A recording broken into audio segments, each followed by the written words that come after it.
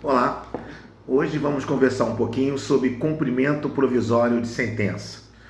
Cumprimento provisório de sentença será cabível sempre quando houver interposição de recurso com efeito devolutivo, sempre nas obrigações de pagar. Imagine a hipótese que alguém é condenado a pagar determinada quantia, interpõe recurso de apelação, o recurso é recebido somente no efeito devolutivo, o credor ele pode instaurar o cumprimento provisório de sentença com o objetivo de antecipar a prática de atos executivos. Mas há um ponto importante na leitura do artigo 520 do CPC, que diz claramente que o cumprimento provisório de sentença se dará nos exatos termos do cumprimento definitivo. Não há, na prática, essencialmente, muita diferença entre cumprimento provisório e cumprimento definitivo. Isso porque, se nós lermos o artigo 520, inciso 4, está dito claramente que o credor poderá realizar ato de expropriação. O credor, no cumprimento provisório, pode levantar depósito em dinheiro. O credor ele pode praticar ato de expropriação, ele pode adjudicar, ele pode levar um bem penhorado a leilão, ou seja, ele pode, de fato, levar o cumprimento provisório até mesmo a fase mais, digamos assim, objetiva, que é a expropriação.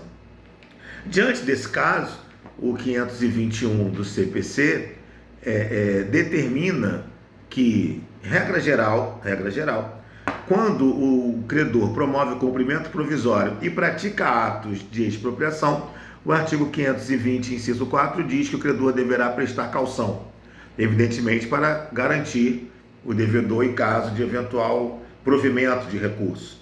Imagine se o credor penhora um bem do devedor, mais à frente do julgamento da apelação, o devedor ganha um recurso e aí terá ali um prejuízo grande por ter perdido o bem levado à expropriação. Por isso que o artigo 520, inciso 4, determina claramente que o credor, quando requerer ato de expropriação ou levantamento de quantia depositada, deverá prestar caução no valor a ser arbitrado pelo juiz. Então veja, o cumprimento provisório permite ao credor instaurar a execução na pendência de recurso, mas também, se praticar ato de expropriação, deverá prestar caução. Um ponto importante na nossa prática judiciária é que há casos que o credor estará dispensado de prestar a caução.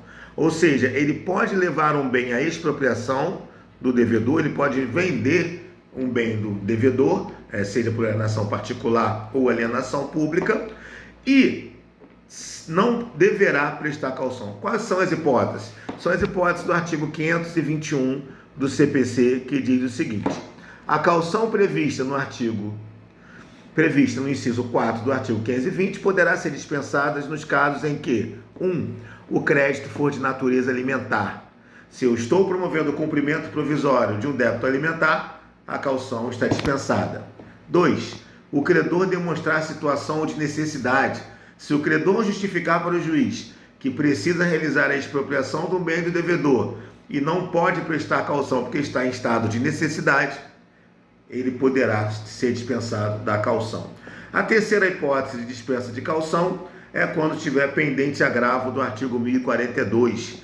É aquele agravo em contradecisão que não admite recurso especial ou extraordinário.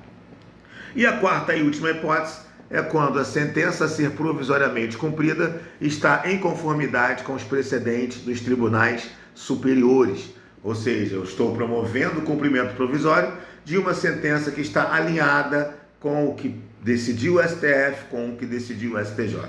Então, é um ponto importante no nosso processo civil compreender aí o cumprimento provisório de sentença que fixa a obrigação de pagar, que pode viabilizar a efetividade na tutela executiva. Para finalizar, tem um ponto interessante na jurisprudência do STJ que merece registro aqui em nossa conversa. No agravo interno, no agravo em recurso especial, número 1.962.564, de Minas Gerais, foi julgado no dia 30 de março de 2022, recente, que promoveu o seguinte entendimento: Se na execução provisória, se no cumprimento provisório de sentença, o devedor depositar o valor da execução, esse depósito não exclui a incidência da multa e nem dos honorários advocatícios. É um julgamento, é um precedente interessante, porque o devedor, em sede de cumprimento provisório, ele pode efetuar o depósito, sim, do valor do débito. Evidentemente que esse depósito efetuado tem a finalidade de evitar a mora, evitar a incidência de juros, entre outros aspectos. O devedor, quando deposita o valor em sede de cumprimento provisório, não significa desrenúncia ou incompatibilidade com o recurso interposto e também não significa concordância com a execução que está sendo promovida. É tão somente um depósito que vai servir como um meio de evitar mais incidência de juros e correção monetária, muito comum na prática judiciária. Entretanto, esse julgamento desse recurso mencionado deixou o entendimento muito claro no sentido de que esse depósito realizado em sede de cumprimento provisório não ilide, não exclui a fixação da multa e honorários. É interessante, porque lá na frente, quando for promovida a execução definitiva, aí sim não for efetivamente pago no prazo fixado ou não for dito que aquele depósito tem efeito de pagamento, aí sim terá a incidência de honorários e multa de 10% do artigo 523. É um julgado interessantíssimo no sentido de deixar claro que o depósito realizado em cumprimento provisório, se não for expressamente informado pelo devedor que constitui pagamento voluntário, aí não inibe, não ilide a incidência de multa e honorários advocatícios. São temas interessantes, eu acho que vale a pena aprofundar, vale a pena um estudo. Então, até a próxima, grande abraço.